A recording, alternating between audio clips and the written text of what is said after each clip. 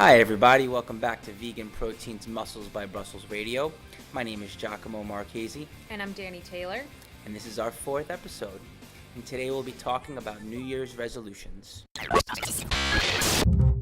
Well, as usual, the holidays have been somewhat stressful for us, but I'd say it's been going pretty well so far. As far as fitness goes, I've definitely been getting my workouts in a little more consistently than I have in the past, which is great.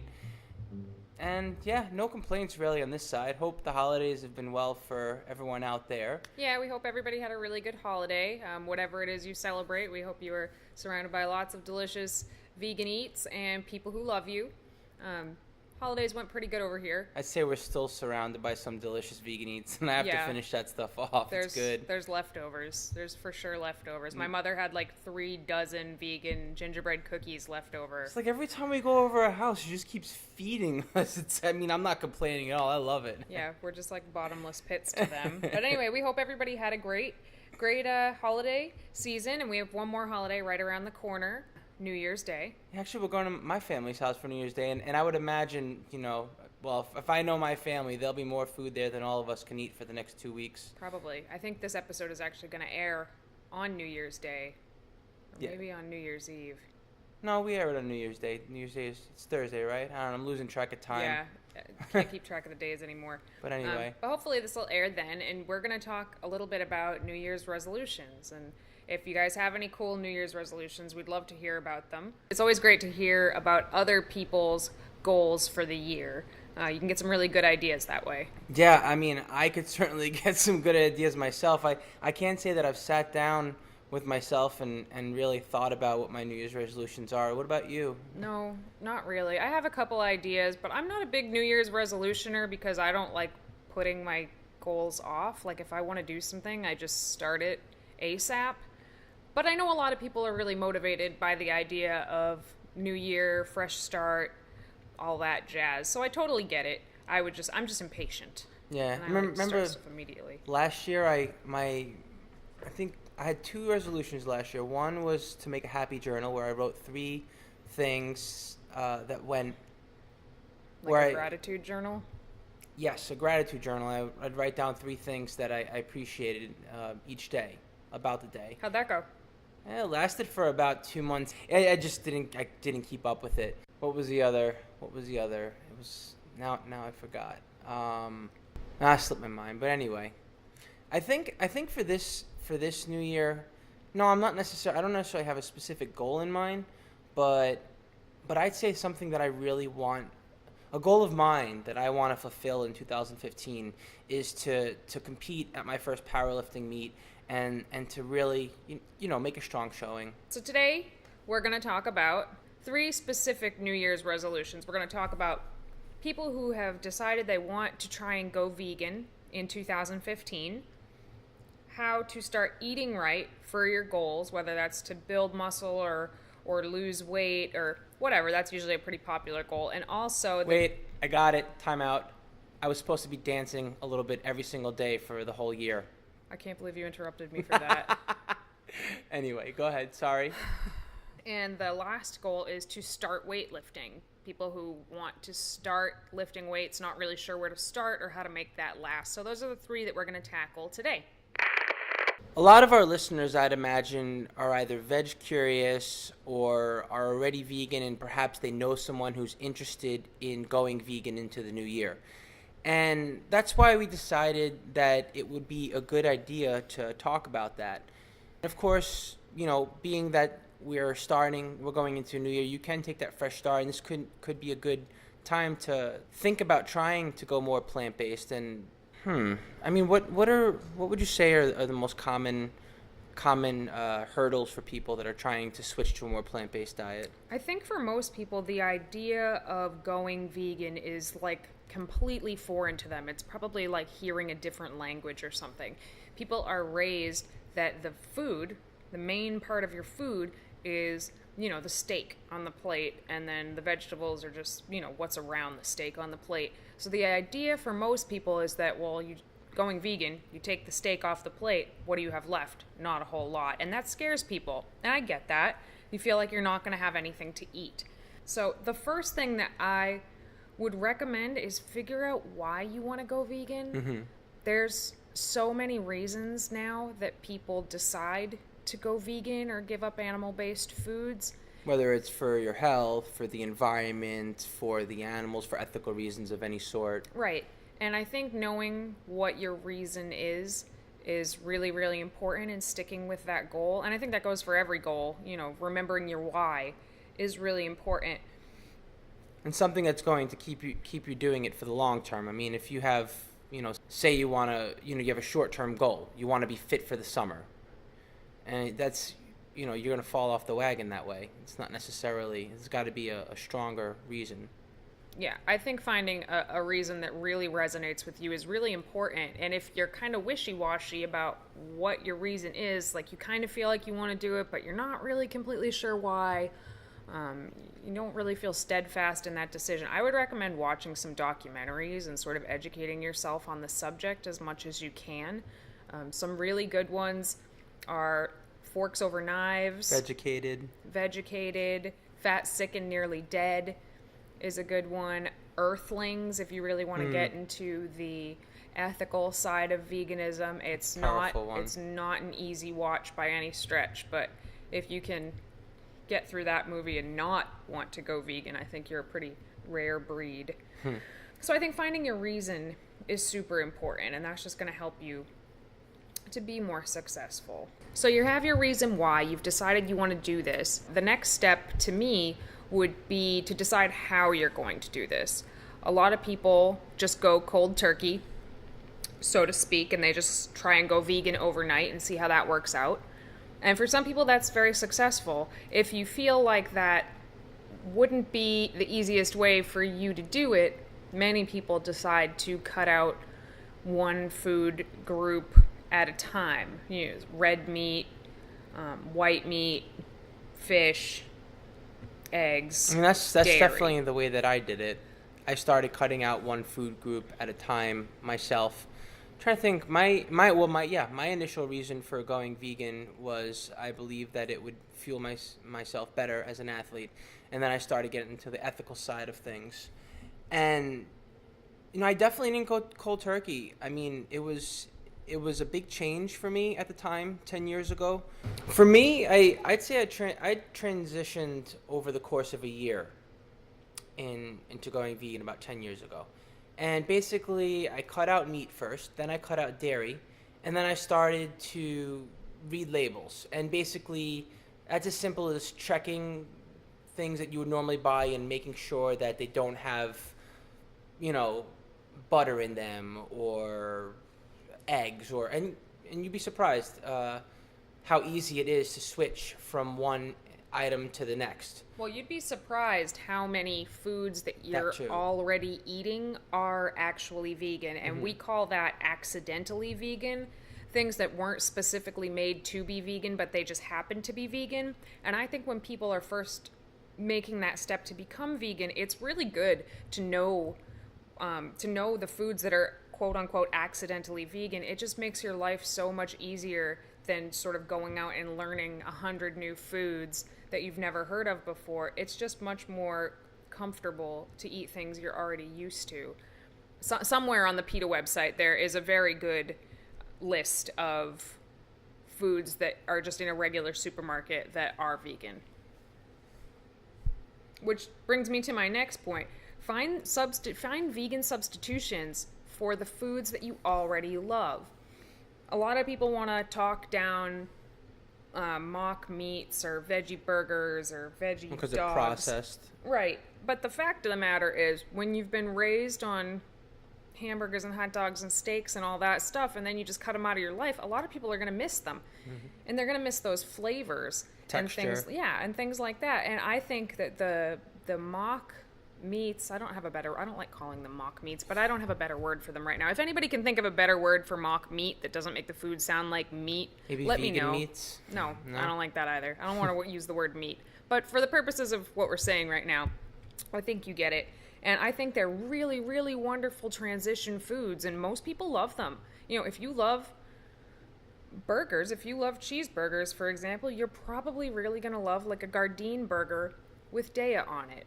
I've given them to people in my family and various things like that over and over and over again, and I have yet to hear a complaint. And there's more and more of them coming out too. They just Yeah. keep coming out. When I went one after vegan another. 12 years ago, there were tofu pups and Boca burgers, and like that was it. Now you have something called a Beast Burger coming out by Beyond Meat. Beyond Meat, for example. Yeah. There's a lot of stuff out there, and I highly recommend looking into them and finding out, if you love yogurt, check it out. There's coconut yogurts and almond yogurts and soy yogurts, and that's just an example. The hardest one for a lot of people is cheese. Anybody who's vegan has heard it a million times. Right? Like, I could give up meat, but I could never give up cheese. I hear it at least once a week. And again, back when I went vegan 12 years ago, there was one vegan cheese on the market, and it was nasty. And now there's so many really, really good vegan cheeses for various occasions. There's Daya, which is probably the easiest one to find. There's the Chow cheese now from Field Roast. That's great. There's Teas from Chicago Vegan Foods, which is awesome. I'm gonna butcher this name, Miyoko's Kitchen. I haven't actually tried them yet, but everybody rants and raves about them on crackers. There's Heidi Ho, Vitopia. In Portland. There's just so many. And they're all made out of, nuts and coconuts and really healthy whole foods full of vitamins and minerals, and they taste really good. So one of the biggest things I think in being successful is finding ways to continue to eat the foods that you love to eat, but cruelty-free. One of the things that can happen when you decide to transition to a different way of eating, whether it's vegan or whatever it is, whenever you make a change, something that can happen is you wind up not eating enough because, you're removing things from your diet that you normally eat, but you're not replacing them with other items. And that's why, it really is important to find substitutes for foods that you had, and that's where the vegan meats come in handy, and the cheeses and whatnot. Right. This is one of the things that you hear a lot when people try to go vegan is, I tried to go vegan, but I just felt terrible and run down and blah, blah, blah. And a lot of times I find, most of the time, almost all of the time, I find they weren't eating enough. They weren't eating anywhere near enough. But they never realized it because they weren't looking into what they were eating before they went vegan and after, and they just assumed, it's the vegan diet. But it's not really the case. I mean, you have to really be conscious of how much you're eating and make sure to keep eating even when you make a transition and you're having different items in your diet. Right. Plus, a vegan diet is typically a lot higher in fiber than a non-vegan diet, and a lot of fiber calories, about half of them, basically just pass through you without much nutritional absorption. Lots of benefits to fiber, but a lot of times it makes foods lower in energy or calories than they appear to be just by looking at the label. So in my experience working with a lot of people, mostly vegans, some non-vegans, a lot of transitioning people, you can typically just eat more as a vegan. This is not to say that calories don't matter, like we spoke about on the last episode. It's just that your metabolism seems to respond a little bit differently to vegan foods than non-vegan foods. I have no data to back that up at all. It's just my own personal observations that in general, vegans are able to eat more than non-vegans, which means if you're switching to a vegan diet, make sure that you're eating enough, especially at first. Better to err on the side of caution and eat a little bit more than to undereat and feel really crummy. Right, and bear in mind, eating fiber is going to fill you up. So if you find that you can't eat and you're just not hungry, but you know that you should be eating more, maybe remove some of the fiber out of your diet. Choose things that are maybe like a white potato is a little starchier and less fibrous as opposed to a sweet potato, for example. Right.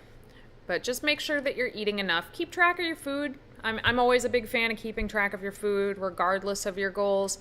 But keeping track of your food while you're going vegan, it'll give you a record to look back at and see maybe where you might have gone wrong or what's really working for you. or what have you. Another really helpful thing to do is to familiarize yourself with different recipes and different ways to prepare vegan food. Isa Chandra Moskowitz has some awesome cookbooks out there. Vegan with a Vengeance is one of her cookbooks because some of them can have the recipes can be a little more complicated. Vegan with a Vengeance has some very simple, easy recipes that are delicious.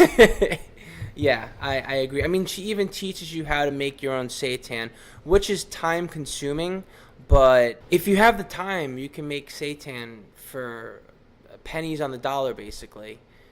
And you can flavor it all sorts of different ways. Anyway, I think that most people, when they do go vegan, I can speak for myself and lots of other people I've talked to. When you go vegan, you basically like relearn your way around the entire kitchen and learn how to cook certain foods. And it can be very, very helpful to learn how to cook foods that maybe a lot of people who were not vegan before are not familiar with cooking in large batches, like dried beans, rice, quinoa. Learning how to cook tofu is huge, and I get people who have been vegan for 10 years that say, I don't know how to cook tofu. Learn some good tofu recipes. It'll change your life. I promise you that. Tofu is not terrible. It's just about how you cook it. It can be absolutely delicious. Another thing that I recommend is to always have vegan, like pre-prepared vegan snacks on you pretty much at all time. Like we mentioned earlier, you can tend to eat more as a vegan. You also get hungry a little bit more frequently, I think, when you're vegan. So keeping snacks on you, almonds, Cliff Bars, Primal Strip Jerky, fruit, apples, bananas, hummus packets, and veggies. These are all great things to have on you because when you're brand new to being vegan, getting caught off guard, hungry, and without something to eat right there, a lot of times that's where people fail because they don't know what to eat, so they just cave and eat something that isn't vegan and then either feel bad about it or they just give up altogether. Also knowing what kind of options you have and restaurants that you can, like restaurant chains that you can find just about anywhere. Like, for example, Taco Bell. Yeah, that's or true. Chipotle. There's... Even I can't pizzerias. remember. There is a really good list online of vegan food in fast food type chains that you can find all over the country. If you just Google that, vegan fast food, I think the first thing that pops up on Google is a list of vegan options in restaurant chains that are all over the country. And although obviously that's not ideal, sometimes when you're stuck, it's good. It's just good to know. Good to have in your back pocket. Exactly. But I think what's super, super important is when you're trying to go vegan, you're going to have missteps. You're going to probably accidentally eat something that isn't vegan, and don't just call it quits and say this is too hard and I failed. Like, it happens even to Giacomo and myself, over a decade later. Every once in a while we'll be eating something that we were sure was vegan, and suddenly we realize, like, this recipe must have changed because now it has milk in it, and we didn't know. And we're not just like, oh, well, being vegan, that just doesn't work. I'm just going to stop. You just, shit happens, and do the you best just you can. move along. Being vegan is about doing as little harm as possible, as is reasonably possible. And that's going to be different for everybody. And it's a learning process. And when you're trying to make those steps, it's really important to be forgiving of yourself and understanding of yourself, and also to reach out. Because there are so many vegans who are just dying to help other people go vegan. It's a very supportive community. It's a pretty supportive community. Mostly. It has its ups and downs. When it comes to other people wanting to go vegan, it's a very supportive community, I would say, because that's what we want to see more than anything is the end of animal suffering, and the more people that go vegan, the closer to that we are. So I would say reach out. There's so many Facebook groups that are just there. That's their whole purpose, is to help other people along their vegan journey.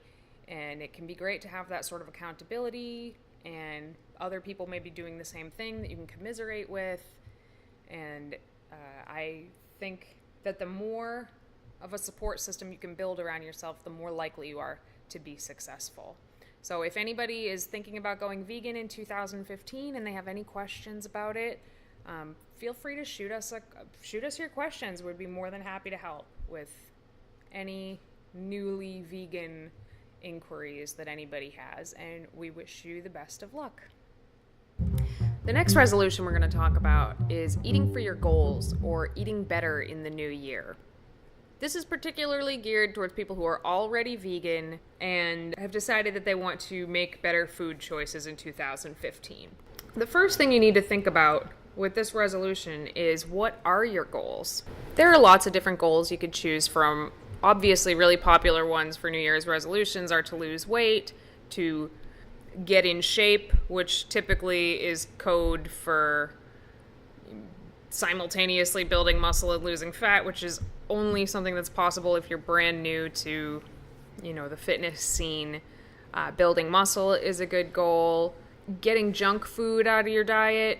I say that in quotation marks because, like we talked about last week on the clean eating episode, junk food is going to be different to everybody. And although I am perfectly okay with the idea of, quote unquote junk foods in people's diets as long as they're fitting in a certain way, some people do have a problem with, sugary foods where they can't stop eating them. And if that's something that you want to try and remove from your diet to, get away from the addictive behaviors that you have around certain foods, maybe that could be your eating better goal for the new year. Some people want to prepare more foods and buy less packaged foods. Others might want to be able to eat out less. For example, some people maybe want to find out how they can eat out more but still eat healthy. Some people may want to start doing, if it fits your macros, instead of a meal plan or clean eating, like or we vice talked about versa. last, or vice versa. So, where would you start with your goal? What would be the first step that you would take? The first step is figuring out where to start, and of course that would be taking a look at what you're eating right now. Well, not just what you're eating right now, what you're doing right now, being honest with where you are right now. How it's working for you, how it's not working for you. Yeah, evaluating what you've been doing and seeing what needs to change and what is going really well for you is super important. One of the traps that people fall into when they're looking to make changes is they start getting into a pattern of eliminating. Well, I don't like the way I'm eating now, so I have to remove foods X, Y, and Z. And before you know it, it becomes a pattern where you're basically restricting so much that you're not even enjoying how you're eating anymore. Not to mention, it can wind up doing more harm than good for you, both mentally and physically.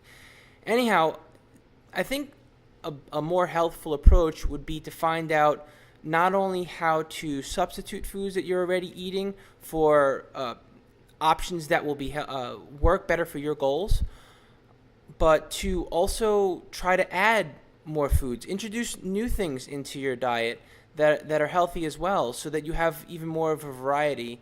And you'll find that the more options that you have, the better off you're going to be, because you won't get caught and feel like you're trapped if you need to keep going basically on a healthier path.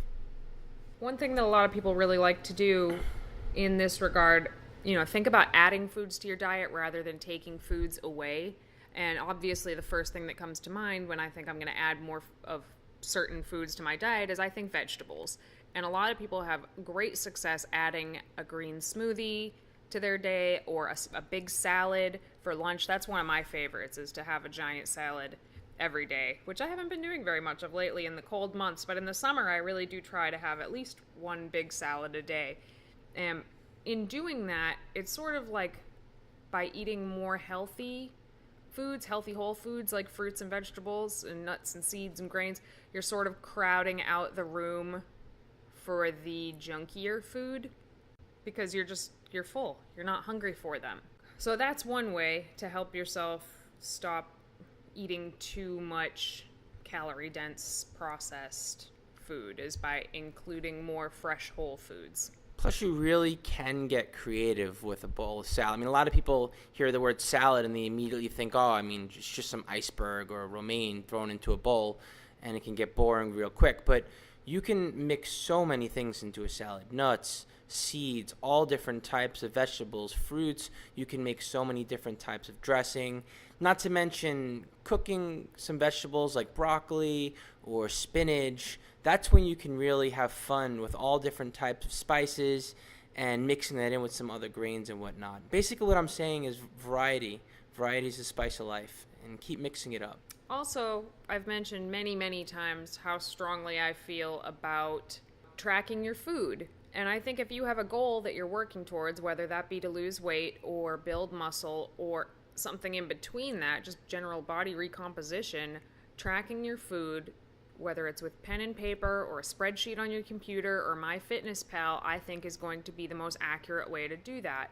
And holding yourself accountable, however that is for you. Maybe you put $1 into a jar every day that you actually track your food, and at the end of the month, you go buy yourself new headphones or something like that. That's one way to hold yourself accountable for tracking your food. But like everything else I say, these records of what you're eating and what you're doing are so important to figuring out what's working and what's not working for you. For a New Year's resolution of eating better or eating for your goals, I think tracking your food is paramount. So, tracking your food and focusing on what you are adding into your diet rather than what you're taking away from it are both going to be very, very important in the success of this resolution. Also, realize it's not an all or none type situation. Basically, whatever your goal is, there are going to be steps to get there. I think a lot of people fall off the wagon with their goals because they have this finish line and they're working towards it, but then they stumble or they get derailed one way or another, and before you know it, they're like, oh, well, it's just gonna, this was just too much. Positive reinforcement, figure out whatever it is that your long-term goal is, and then set some shorter-term goals. Lastly, a really, really important thing about reaching your food goals in the new year is taking the time to prepare your food, because you are most likely to fall off track when you are hungry and you don't have anything prepared. And I feel like we've all been there where it's time to eat, but we don't have anything, and it's going to take 45 minutes to cook up what it is that we know we should be eating, and we end up eating something that is subpar because it's faster and it's more convenient. Or eventually you just get so hungry you don't even give a flying and eat, garbage until you're ready to explode. So I think whether you take a day to meal prep, which is what Giacomo likes to do, he likes to meal prep a large amount of his food on one day, or what I prefer to do is in the morning make all my food for that day. It's a little bit fresher that way, but it does take a little bit more time overall. Because if you have your food already prepared, it's so much easier to just, I'm hungry. I'm just going to eat this thing that I already have made that I know that I like and carry on with my day. Yeah, that's exactly what I was thinking. It's going to work different for everybody, not just for personal preference, but also for your schedule. Some people don't have the ability to take 6 hours out of a day and prepare large batches of food to have over the next couple days. And some people do. Some people, can spend an hour or two out of the day and prepare their food for the whole day. Jesus, no, like 30 minutes. Well, whatever. I mean, basically all I'm trying to say is that there is no cut and dry. It really isn't, because, a lot of people like to think that if you don't plan 3 meals a day for the next 7 days in advance, that you're not going to get there, or that's the best way to get there. And, for some people, it really does work. But for others, waking up in the morning, like Dani said, anywhere from a half an hour to a little bit longer, depending on how long it takes you or how much time you have to make your food, that can work better. It's really a matter of personal preference and your schedule and what fits it. But plan ahead. Knowing how to plan ahead is super, super important to eating in line with your goals.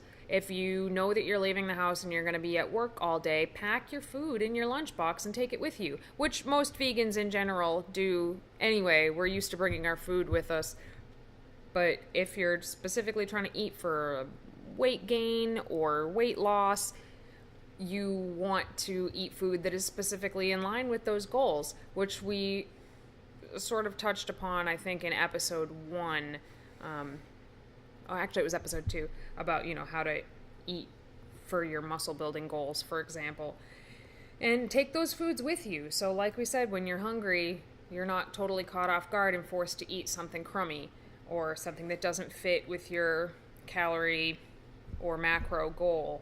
And like we were saying earlier, those healthy snacks have backups because you're not always going to have a chance to go shopping. You're not always going to have access to a restaurant. Sometimes you're going to forget to pack your food, but have backups. Have some sort of a game plan where if things don't go the way that you intended, that you'll have an option. You're not going to go hungry because you don't want that. Even the best planning is going to fail sometimes, and you're just going to be stranded with nothing to eat. And it's just going to happen. It happens to everybody. And in those situations, just make the best choices you can. I try to make half of my plate vegetables when I'm stuck in that sort of a situation. And even if that means, going to a Chipotle or something like that, you can do it. You can make it work almost anywhere. And those are some of our tips for the New Year's resolution of eating better in 2015.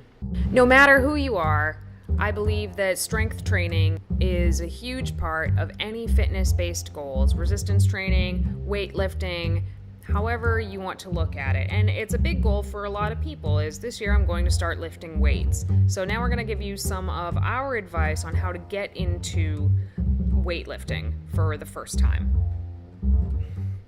Lifting weights can be intimidating to some, but it doesn't have to be. It's as simple as joining a gym and committing to go there a couple times a week. But for some people, the gym can be a scary place because they've never been in there before. Obviously, when you go into a gym, there are going to be people who have been lifting for a while, and you look at others and compare yourself to them, and that's where people go wrong right then and there. Yes, it's good to have others to look up to or to motivate you. I know when I started working out again consistently about 2.5 years ago, and I joined the gym over here, I had others that I was looking up to and aspiring to, but ultimately, your biggest inspiration should be how you're going to change yourself, where you are now and where you want to be going. And when you look at it that way, there's really nothing to be concerned about when you get into the gym. It's you and it's the weights and learning how to use them and figuring out how they're going to help you get towards your goals. So step 1, find a place to work out. And if you don't have access to a gym right away and you don't know what gym you want to join, you can still get started at home. Step 1 would be joining a gym. Most places these days have gyms nearby that are pretty affordable. Ours is like $15 a month. We have seen some that are quite expensive, but usually you can find a decent gym with reasonable rates fairly close by. If you have access to this, I highly recommend joining a gym over just buying a pair of dumbbells and starting out in your spare bedroom or what have you. And there's a few reasons for that.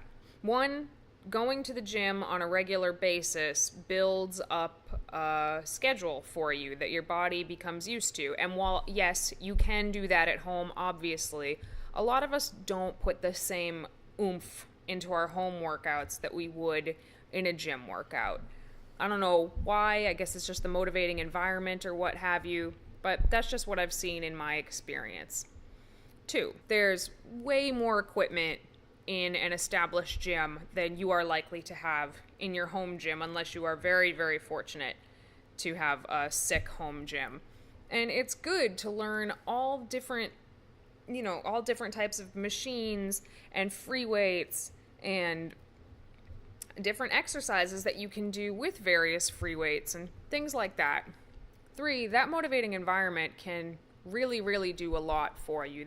Of course, there are going to be people there who are just just jerks swinging weights around that don't make any sense. But there's a lot of knowledge in most gyms from people who are experienced. And 9 times out of 10, even though people look like they're angry and mean when they're lifting weights, most of the time, people are a lot nicer than you would just assume by looking. And they're more than happy to help you or teach you.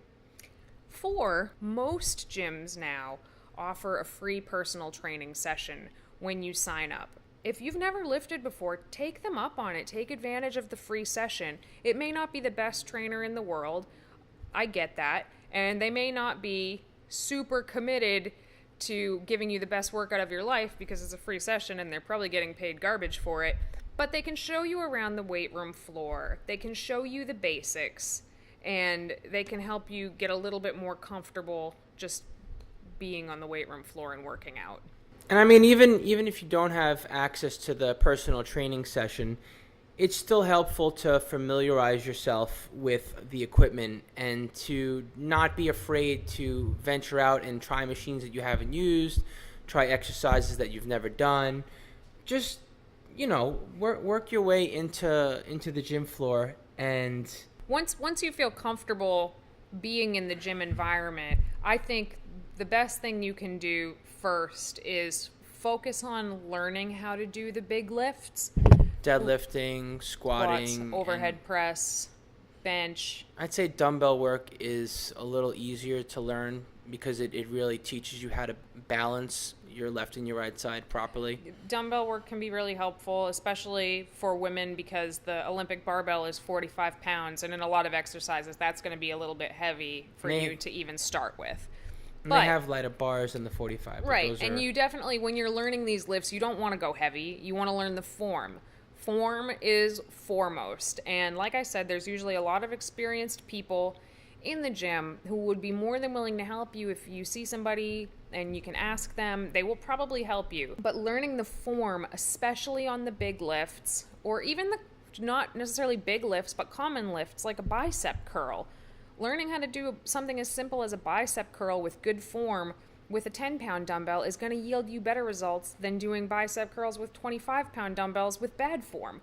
So learn the form before you start to really push yourself. Your goal shouldn't be how much weight you can lift and how much more weight you can lift tomorrow than you did today. It should be how well can you perform the lift.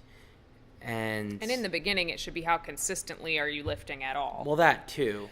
But if you don't have somebody that you can reliably learn these bigger lifts from in person, there are a lot of great YouTube videos out there now of people demonstrating very, very well how to do them. Scott Herman Fitness, he's actually pretty local to where we live, and he has some fantastic YouTube tutorials out there about how to do almost every lift ever. So I highly recommend checking those out. He explains it really well and in a way that isn't so sciencey that you're not going to know what he's talking about. So Scott Herman Fitness on YouTube is a great YouTube channel to learn some of those big moves.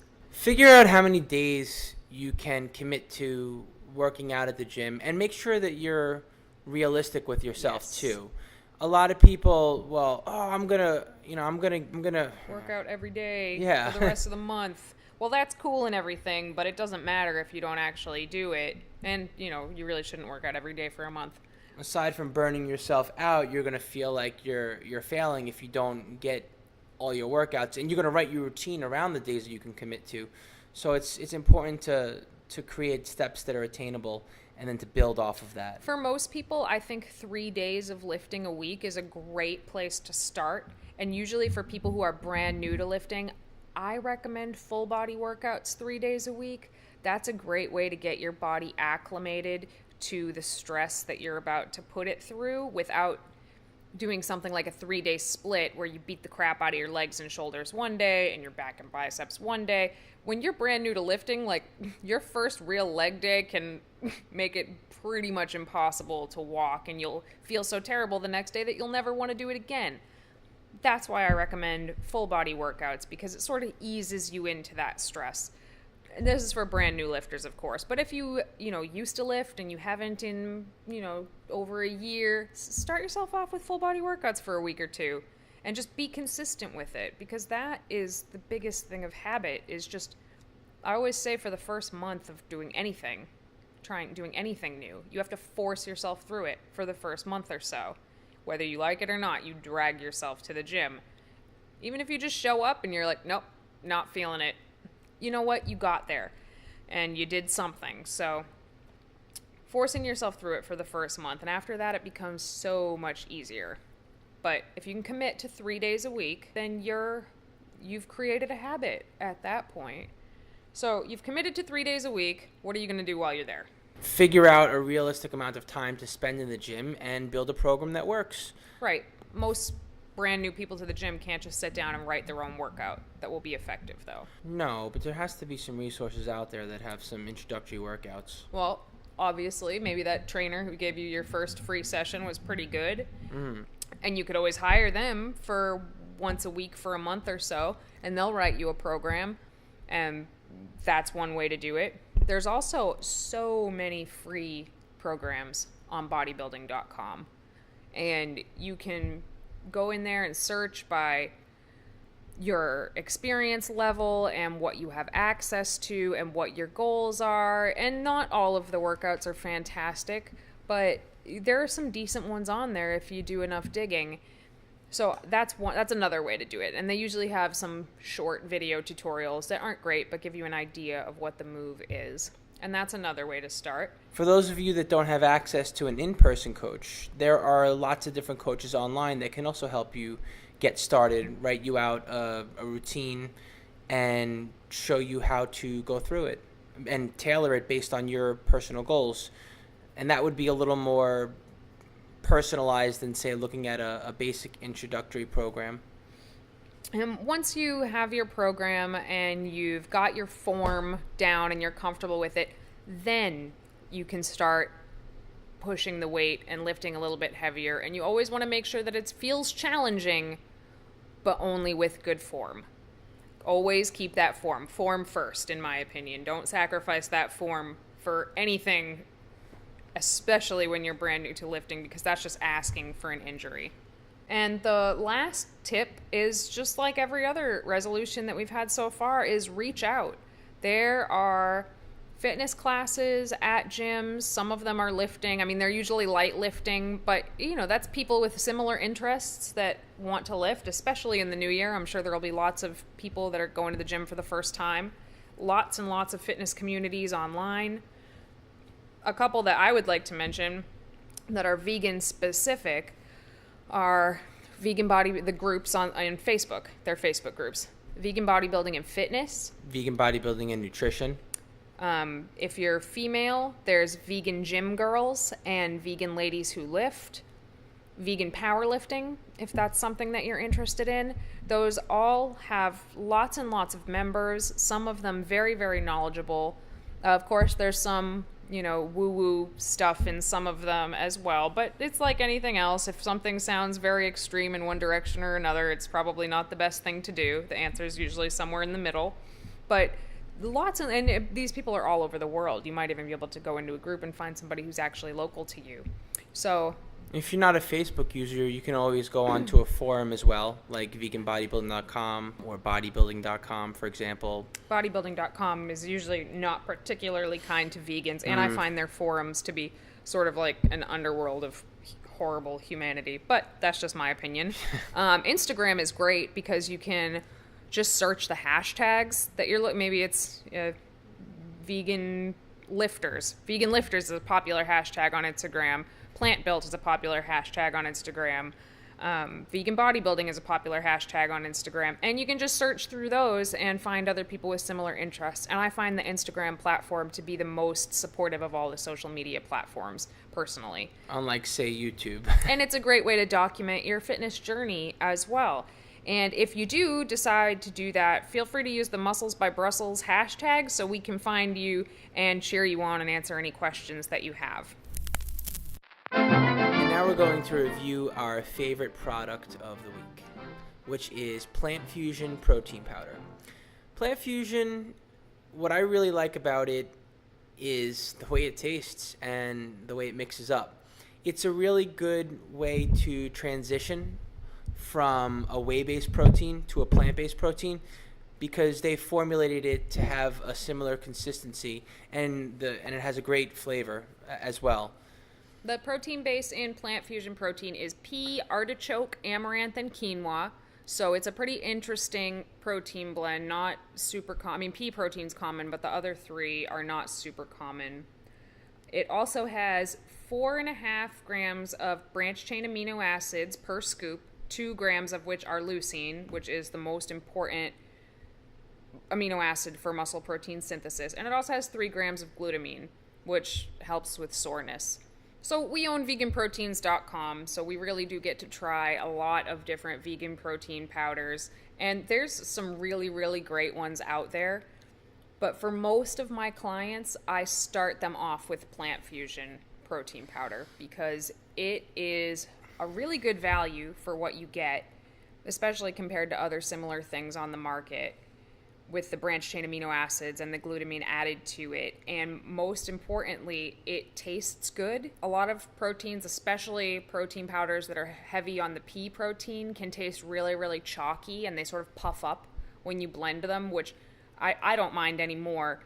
But for a lot of people, it's just really not a pleasant tasting protein powder. So this one I really like because it doesn't really puff up like that.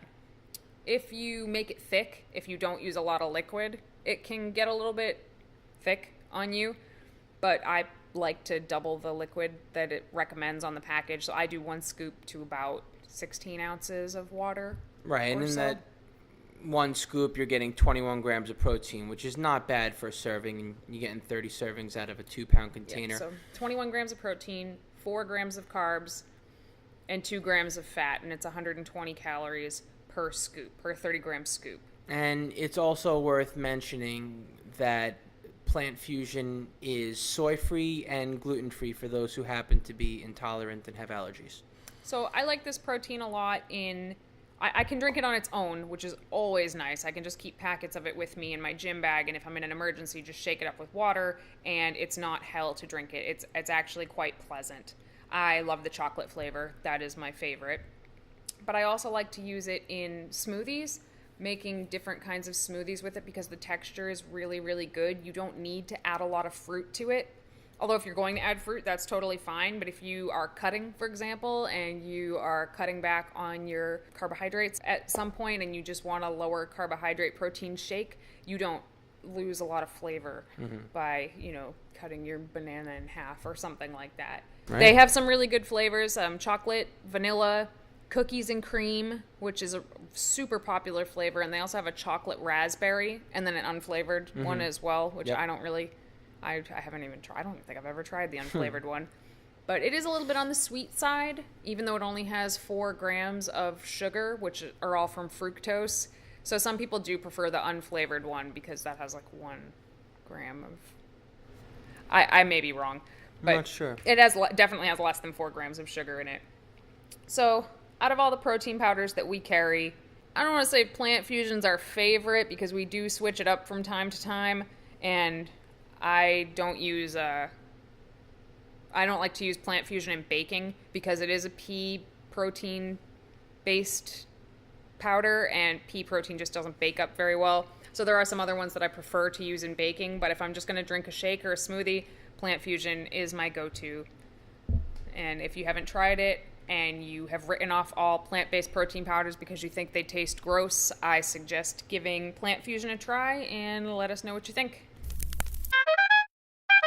Moving on to our Q&A, we have a question from Mark LaRouste on Twitter.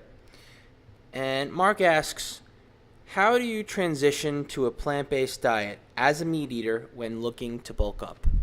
Well, I think we covered a lot of this actually in the earlier part of the show, but we didn't specifically cover how to do it and bulk up simultaneously. So I do think that there would be a period of experimentation on yourself to see how many calories you need, especially since we went over how vegans tend to be able to eat a bit more than meat eaters, calorically speaking.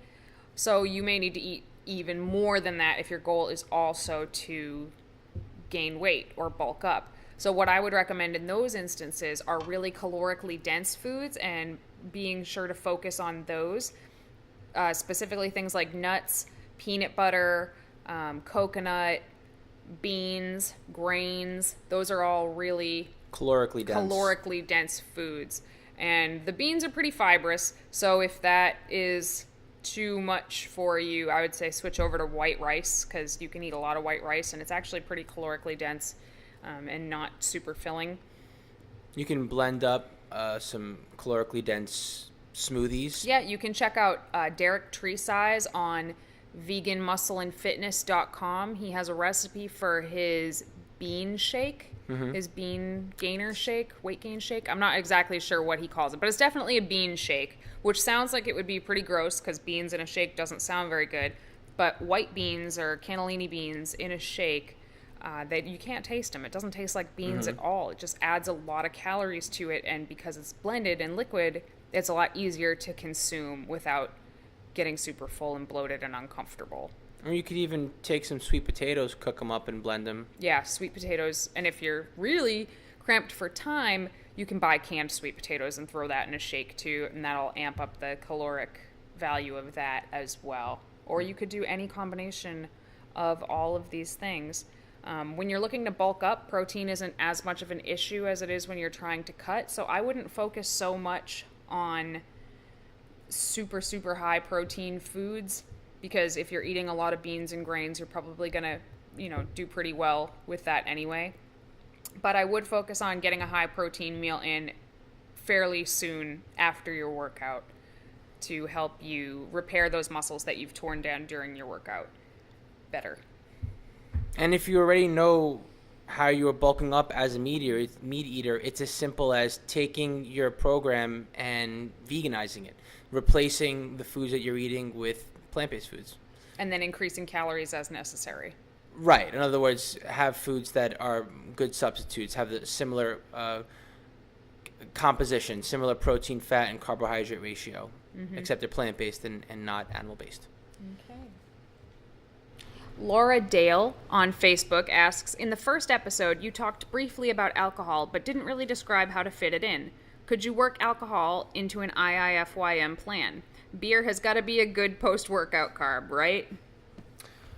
Well, you could definitely work alcohol into your plan in moderation, I suppose. As far as being an ideal post-workout choice, no, definitely not.